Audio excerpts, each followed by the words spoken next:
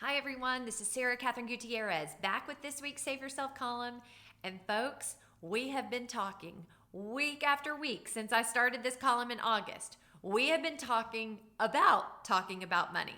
Tonight, we are actually going to talk about money, and I want you to join me. So tonight at 6 p.m. we are going to gather for the Arkansas Democrat Gazette All Access Pass. Now, here's the coolest thing.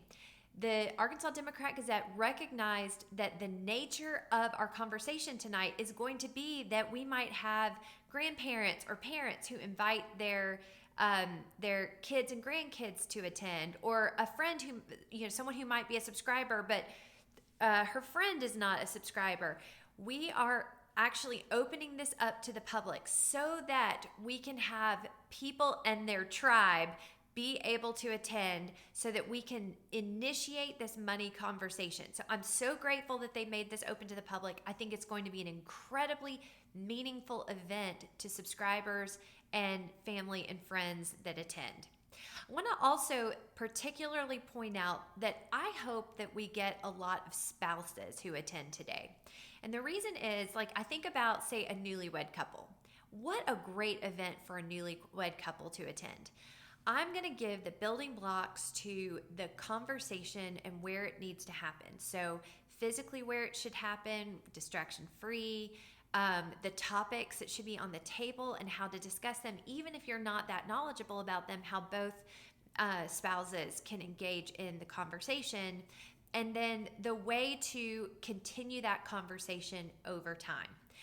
Now, there may be spouses who have been married for 10 years or 15 years, 20 years or more. And while they're not opposed to having the financial conversation, think about how much harder it would be to initiate than a newlywed couple.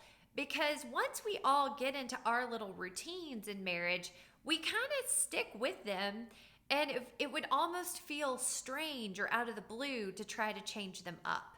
Well, if you are a couple who's been married a while and only one person is managing the finances, I don't want to see that anymore. We know that's not a great idea, and I won't go through all the research of why that is, but we can change it. So this could be your night where you say, okay, it's time to develop some new habits. Let's go engage in this discussion and see if this might have a good blueprint for us going forward. So I hope to see a lot of couples there. I hope to see a lot of friend groups there, family groups. We already have an amazing amount of people who have registered. I know it's going to be so much fun. So I hope you will join us today. You can see my column on some examples of amazing conversations that are happening at church, in the workplace, in the home. This is the vision, I believe, for how we can make finances a really wonderful piece of our relationships in a safe, non-taboo way. Okay, folks, as always, I wish you happy saving, but I also hope that you will join me tonight for this all-access conversation. See you then.